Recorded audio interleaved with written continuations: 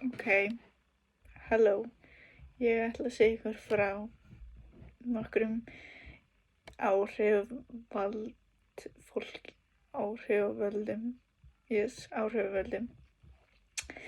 Á paddelinu mínu setti ég fyrst Regan 777 sem youtuberi og hún mjög mikið fyrir svona, hún að gera góðan lífstíl og hún sýnir fólki, bara líf sitt og reynir að mótivita annað fólk til þess að gera góða hluti fyrir sig eins og að æfa sig eða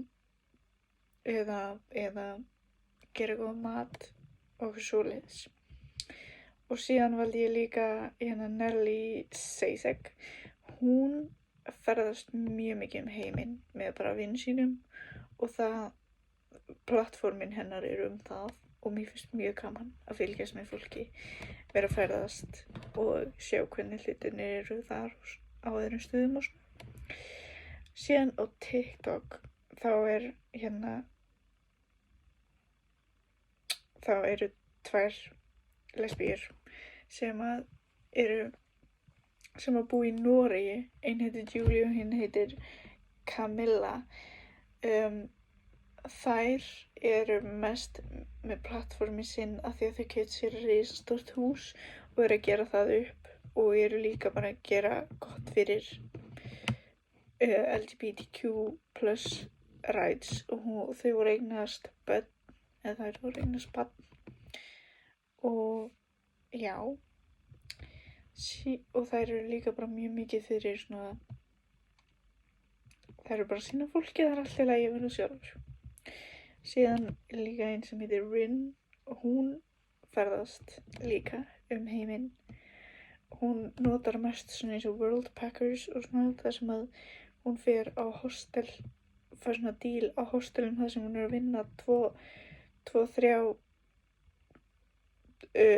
tíma á dag fyrir að búa þar í einhvern tíma, mánuði eða eitthvað svoleiðis. Þannig að hún fer þá ferðast heiminn bara á hostelum.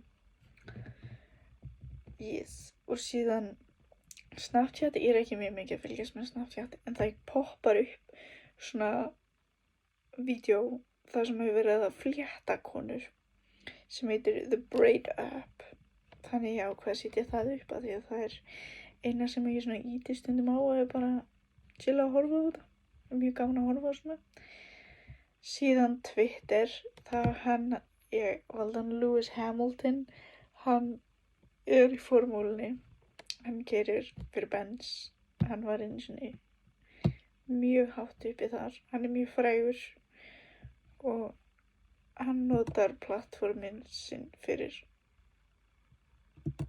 bara góða hluti. Hann góð maður. Svo Instagram, þá setti ég bæði Carlos Sainz og Lando Norris. Þeir í McLaren í formúlunni. Það náttúrulega besta liðið, þannig að já, þeir geggjaðir. Og síðan á Facebook þá setti ég 8-10 landcruiser á Íslandi af því að ég hef mjög mikinn áhuga á landcruiser og mér langar mjög draumabíllinn minn 80 cruiser, þannig að ég fræðast alveg svolítið á þessu síðu þessa bíla. Þannig já.